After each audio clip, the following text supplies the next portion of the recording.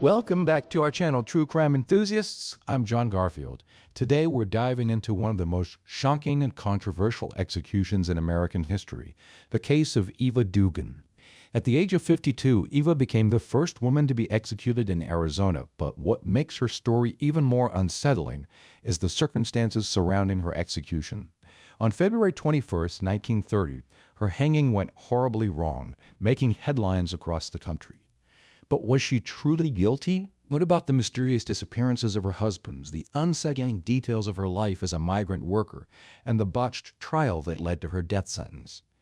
These are just some of the questions that still leave us wondering. Was Eva a cold-blooded killer or a victim of a flawed justice system? Before we get started, make sure to like and share this video with others and let us know your thoughts in the comments below. Don't forget to subscribe for more chilling true crime stories. Now, let's dive into the dark and twisted world of Eva Dugan's life and execution. Before we dive into the horrific execution, let's take a moment to explore the context of location at that time and what made this case so significant. Eva Dugan represented a typical class of American women during the transition from the 19th to the 20th century. Female, white, born into an ordinary working-class family in the rural Midwest Missouri, with no advanced education but possessing strong resilience and adaptability. She belonged to the group of internal migrants, leaving her hometown in search of economic opportunities, a common phenomenon during the industrialization era and gold rushes. As a single mother of two children, one boy, one girl, Eva faced divorce or abandonment, a major social issue at the time when women had limited legal rights. She was part of the lower working class, engaging in manual and service jobs, performing as a singer in saloons, working as a prostitute in Alaska to support her children, and serving as a housekeeper in Arizona. Her demographics reflected gender inequality. Women made up a low percentage of the formal workforce, about 20 to 25% in early 1900s America. But men like Eva had to work underground in the black economy, especially in frontier regions like Alaska and Arizona. Arizona at that time was a territory undergoing urbanization, with a population mainly consisting of white migrants from the east, around 80%, and Eva integrated into the agricultural community, where female labor was often exploited. She had been married at least 4 times, with her husbands mysteriously disappearing, placing her in the widow demographic, a rare but socially suspicious group, often accused of being black widows in criminal cases. At age 52, when executed, she fell into the older death row inmate category and was the first and only to date woman executed in Arizona, in a context where capital punishment was primarily applied to men, with women accounting for only about 2 to 3% nationwide during that era. Imagine the atmosphere at that moment. The dawn light had not yet broken, but Florence Prison was packed with over 100 spectators, including women allowed to witness for the first time a demographic shift in the justice system reflecting the rising women's rights movement. Eva, with her background of migration and labor, stepped onto the gallows with a serene smile, singing loudly, "I don't know where I'm going, but I'm on my way." She bid farewell to the warden with "Goodbye, Daddy Wright," refusing a final statement. But when the trap door dropped, the rope snapped tight and severed her head, blood spurting out, causing 5 people to faint.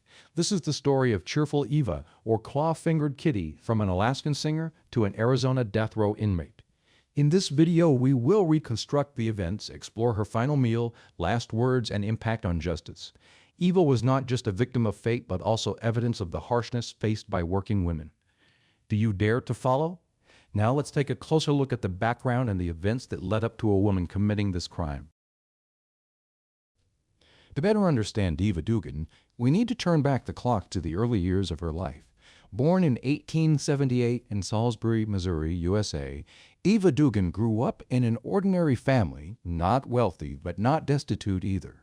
Missouri at that time was a peaceful rural area with vast cornfields and winding rivers, but for a young girl like Eva, that life seemed too confined.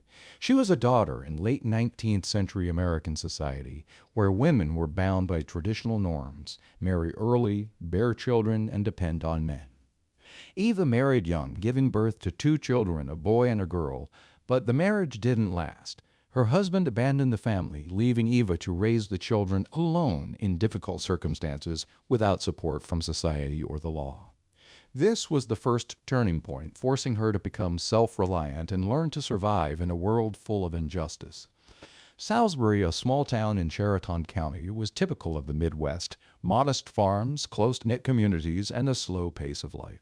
Eva's family likely worked the land or in local trades, scraping by on meager earnings.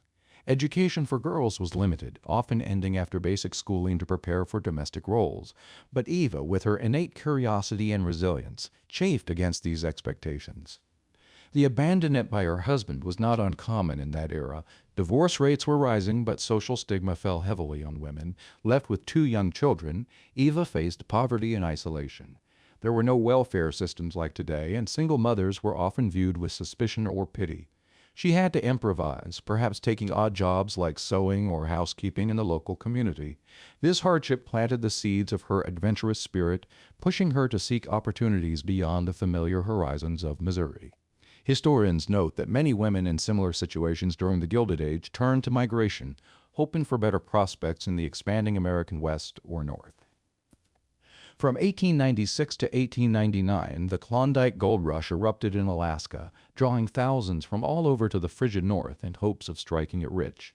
Eva Dugan was no exception. She migrated to Juneau, Alaska, a bustling but chaotic town where men vastly outnumbered women, and survival required adaptation. Here, Eva worked as a singer performing in saloons, belting out lively tunes to entertain weary miners after days of digging through frozen earth. But that job wasn't enough to support her and her two children. She was forced to enter the world of prostitution, selling her body cheaply to afford food and clothing.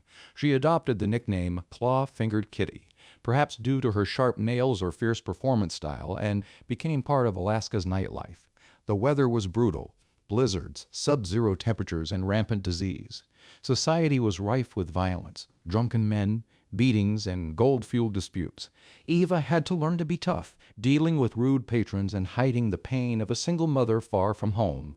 These years forged her indomitable character, one that would later help her face the death penalty with uncanny composure. The Klondike Gold Rush was a frenzy of optimism and desperation.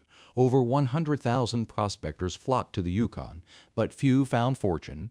Juneau, as a gateway town, boomed with makeshift saloons, gambling halls, and brothels. Women like Eva filled essential roles in this male-dominated world: entertainers, cooks, and sex workers. Prostitution was semi-legal in some areas, a necessary evil in isolated frontiers where loneliness drove demand. Eva's dual roles as singer and prostitute highlighted the limited options for women. She earned meager wages, perhaps a few dollars per performance or client, but it was survival money. Her children likely endured hardships too, moving with her or staying with relatives. The nickname Claw-Fingered Kitty suggests a feisty persona. Maybe she defended herself with nails or wit against aggressive miners. Disease was a constant threat. Syphilis, tuberculosis, and violence erupted nightly. Yet Eva persevered, learning negotiation, resilience, and perhaps a cynicism toward men. This period, amid the gold rush's chaos, transformed her from a Midwestern girl into a worldly woman, ready for further adventures but scarred by exploitation. After the gold rush faded in the early 1900s, Eva decided to leave Alaska for a more stable life in the warmer South. She moved to Pima County, Arizona, an arid desert land but growing due to agriculture and ranching. Arizona was then a wild territory, with isolated ranches amid the desert, where law sometimes lagged behind settlement. Here, Eva was hired as a housekeeper for Andrew J. Mathis, an elderly chicken rancher living in Tucson. Mathis was no ordinary employer. He had a serious criminal record. In 1898, he was involved in the lynching, mob hanging of two Native American teenagers in Oklahoma, and in 1899, he was convicted of kidnapping. Mathis lived alone, wealthy from his ranch, but with an irritable and quick-tempered personality. He had served nearly 7 years in prison for setting fire around victims in the lynching, an act of brutality that reflected his aggressive nature. Eva, with her rich life experience from Alaska, quickly adapted to the job. She managed the household, cared for the chickens and ducks, and even developed a romantic relationship with her boss. According to her later testimony, they had weekly sexual relations, and she continued prostitution on the ranch, charging $3 per session from clients and giving Mathis $0.5 as a brokerage fee. Life seemed stable, but it hid underlying conflicts between an experienced woman and an old man with a dark past. Tucson in the early 1900s was a frontier town, blending Mexican, Native American, and Anglo influences. The desert landscape was harsh, scorching days, cold nights, and sparse water. Mathis's ranch, with its chicken coops and livestock, was a self-contained world, isolated from urban life. Eva's role as housekeeper involved daily chores, cooking, cleaning, tending animals, but her relationship with Mathis added complexity.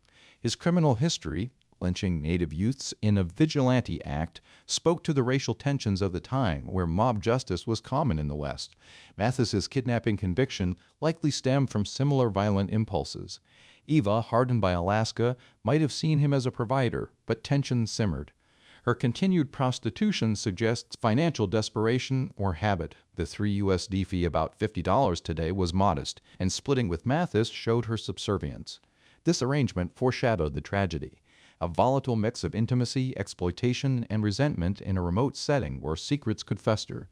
Around December 1926, Eva was officially hired as a full-time housekeeper by Mathis. She lived on the ranch in Tucson, a remote spot amid the desert far from the city center. The ranch, with its chicken pens, cows, and vast surrounding desert, created an isolated space where secrets were easily hidden.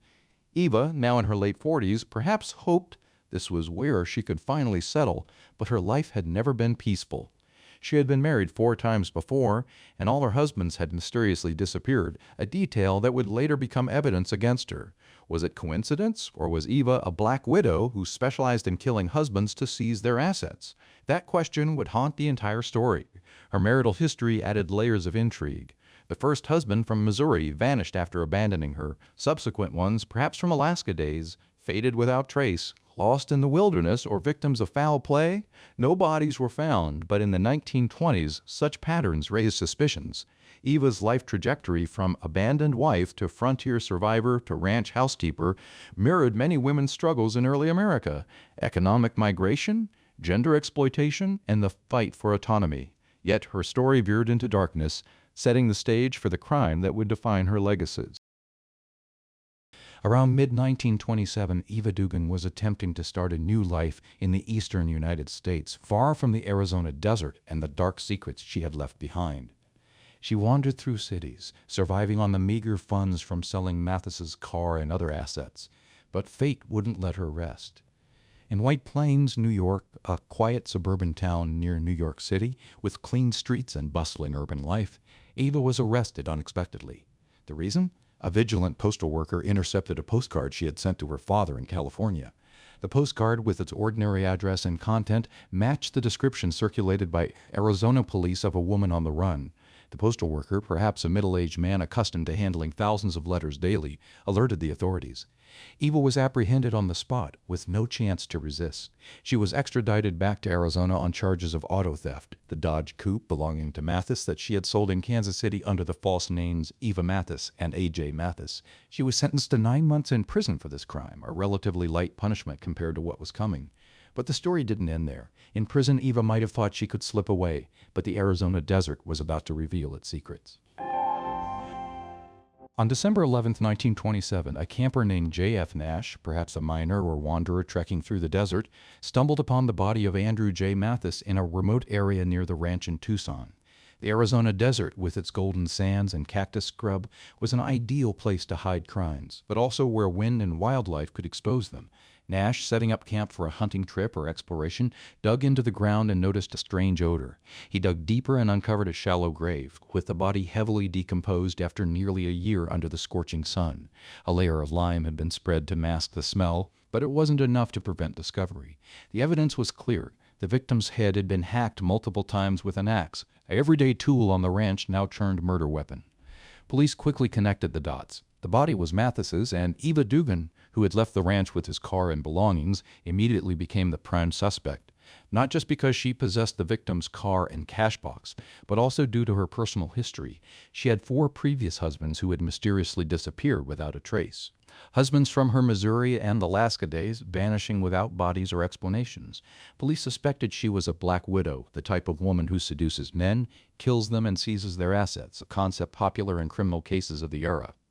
The press at the time was abuzz, with local papers like the Arizona Daily Star dubbing her the killer from Alaska, portraying her as a dangerous figure from the frozen north. Public opinion began to boil, with articles describing Eva as a worldly woman, once a prostitute in the Klondike, now accused of murdering her elderly employer. In January 1928, Eva was charged with first-degree murder, the most serious offense, potentially leading to the death penalty. She was held in the Arizona State Prison awaiting trial. The trial proceeded swiftly in Pima County Court, Arizona, starting and ending in just a few days from February 20th, 1928. This was a typical trial of the period with an all-male jury, reflecting the male dominance in the American justice system at the time when women had only gained the right to vote in 1920. The evidence was mainly circumstantial. No direct eyewitnesses to the killing, no definitive weapon or fingerprints, but Eva's behavior after the disappearance was enough to sway the jury.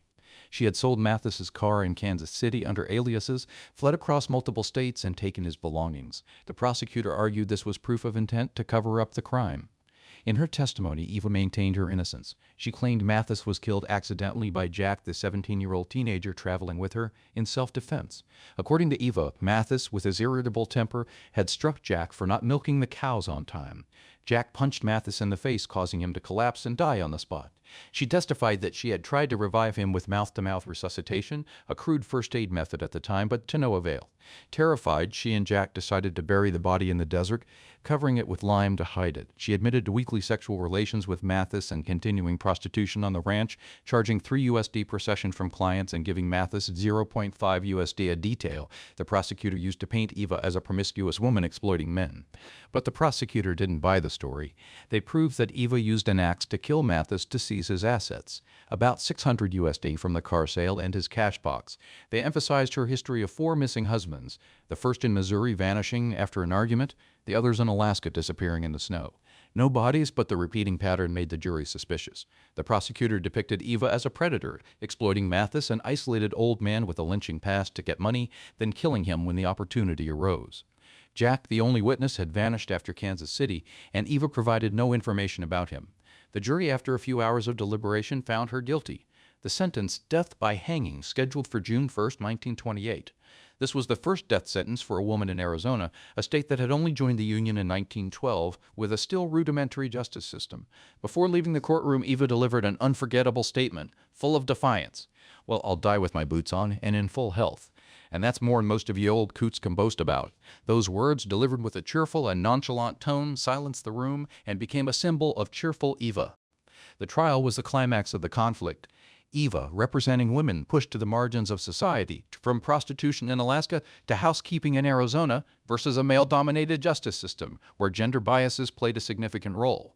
The press covered it sensationally, with articles in Time and local papers portraying Eva as a dramatic figure, selling interviews to make money, $1 each.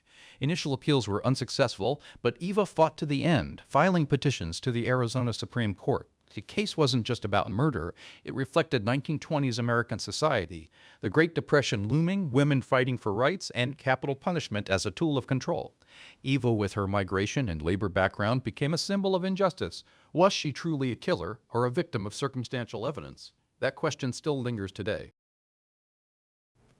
From 1928 to 1930, Eva Dugan endured a prolonged period of incarceration at the Arizona State Prison in Florence, a stark and unforgiving facility nestled in the Sonoran Desert. This was no ordinary prison stay. It was a limbo between life and death, where Eva fought relentlessly against her sentence through multiple appeals, clinging to the hope of overturning her conviction. The prison, built in 1908, was a fortress of stone and iron, housing some of Arizona's most notorious inmates in cramped cells under the relentless desert sun. Eva, now in her early 50s, was one of the few women held there, isolated in a wing dominated by male prisoners and guarded by stern wardens. Her appeals focused on the circumstantial nature of the evidence, arguing that without direct witnesses or concrete proof, the jury's decision was flawed. Lawyers petitioned the Arizona Supreme Court, citing procedural errors and questioning the reliability of her confession about Jack and the self-defense claim. Yet each appeal was met with denial, prolonging her agony but also showcasing her unyielding spirit. During these years, Eva didn't succumb to despair. Instead, she transformed her cell into a makeshift workshop and media hub, adapting to prison life with the same resilience she had shown in Alaska's goldfields. In prison, Eva refused to wither away. She earned money through resourceful means, granting interviews to eager reporters for $1 each, a modest fee that added up over time. Journalists flocked to her, drawn by her charismatic demeanor and the sensational nature of her case. These interviews painted Eva as an enigmatic figure, a woman who had lived through gold rushes, prostitution, and now faced the noose. With the earnings, she sold handmade embroidered and knitted handkerchiefs to visitors and fellow inmates, meticulously crafting them with needle and thread in her dimly lit cell. The proceeds went toward a practical purpose, paying for her own coffin. Eva, ever pragmatic, wanted to ensure her burial was dignified, even if the state wouldn't provide it. She even sewed a glamorous silk jazz dress adorned with beads, envisioning it as her outfit for the execution day, a nod to the flapper era's fashion and her own spirited past as a saloon singer. But in a moment of dark humor and foresight, she later decided against it, opting instead for a cheap, simple dress to avoid soiling the fancy one with blood or mess. This decision reflected her unflinching acceptance of her fate, blended with a touch of vanity. Her optimistic attitude captivated the public and press alike. Magazine Time dubbed her Cheerful Eva in an article dated March 3, 1930, shortly after her death, highlighting her witty remarks and refusal to break under pressure. Eva's prison routine included chatting with guards, sharing stories from her Klondike days, and maintaining a facade of cheerfulness that masked any inner turmoil. She became a minor celebrity behind bars, her story fueling tabloid headlines across the nation during the Roaring Twenties twilight. As the appeals dragged on, December 1929 brought a crushing blow. The Arizona Supreme Court upheld the original verdict, rejecting her final appeal and setting the execution date for February 21, 1930, exactly 2 years after her trial began. This confirmation sealed her fate, but Eva didn't falter. In January 1930, she submitted a clemency petition to the state's Board of Pardons and Paroles, requesting her death sentence be commuted to life imprisonment on grounds of mental health issues. She argued that years of hardship from abandonment to frontier survival had affected her sanity, supported by rudimentary psychological evaluations of the era. The board deliberated but voted 2-1 against her, with the jury affirming her mental competence. Requests for a stay of execution were also denied, leaving Eva with no legal recourse. By February 20, 1930, her last clemency appeal failed. Rumors swirled that she might attempt suicide to cheat the hangman. Prison officials, alerted, searched her cell and discovered a bottle of raw ammonia and 3 razor blades hidden in her skirt. These items suggested a desperate backup plan, but Eva denied any intent, maintaining her composure even as the end neared. The night before the execution, from February 20 to 21, 1930, unfolded like a surreal farewell party in her cell. Eva prepared her own last meal, cooking simple prison fare with whatever ingredients were allowed, perhaps beans, bread, and coffee, savoring each bite as if it were a feast. She played whist, a popular card game, with fellow inmates and friends until nearly midnight, laughing and bantering as if it were any ordinary evening. Telegrams arrived from her daughter, Mrs. Cecil Lovelace, offering words of love and regret, and from old Yukon acquaintances reminiscing about her claw-fingered kitty days. These messages brought a mix of comfort and sorrow. Eva refused to reveal her son's name, protecting him from the scandal. Her father, aged 82 and frail, couldn't visit. At 1 a.m., amid rumors she possessed poison, a 2-ounce bottle found under her mattress, she was transferred to the death cell. Undeterred, Eva smoked cigarettes, joked with the guards, and sang, "I don't know where I'm going, but I'm on my way," as she walked through a light rain to the gallows house. She kissed 2 guards goodbye, her final acts of defiance and humanity. On the morning of February 21, 1930, from 5:02 to 5:11 a.m., Eva Dugan was executed by hanging at Florence Prison. She was the first woman executed in Arizona, and the first where women were allowed as witnesses, a nod to evolving gender norms. Calmly ascending the 13 creaky steps, she smiled under the black hood, declining a final statement, but bidding, "Goodbye, Daddy, right to the warden." The trapdoor dropped, and she fell over 6 feet, but the drop was miscalculated. The rope snapped tight, decapitating her. Her head rolled to the spectators' feet, blood spurting as her heart pumped for minutes, causing 5 people, including 2 women, to faint. The prison doctor declared her dead instantly. But the horror lingered. Her body was buried in the prison cemetery in a white silk shroud she had sewn in the coffin she had purchased. The botched execution shocked the nation, fueling anti-death penalty sentiments. It led Arizona to halt hangings after just 3 more, the last in 1936. In 1934, the state switched to lethal gas chambers, and in 1993 to lethal injection. As of 2024, Eva remains the only woman executed in Arizona, a grim milestone. Her story endures as a cautionary tale of justice, gender, and human error, reminding us of the fragility of life and the evolution of punishment in America. So that the tragic tale of a woman whose life of hardship and defiance culminated in one of history's most botched executions, forever changing Arizona's death penalty landscape. Her story reminds us of the fragility of justice, the struggles of women in a harsh era, and the enduring questions of guilt and circumstance. If this chilling reconstruction gripped you, hit that like button to show your support, share it with fellow true crime enthusiasts, and subscribe for more riveting stories from the shadows of history. Don't miss our next video. Stay tuned, and thanks for watching.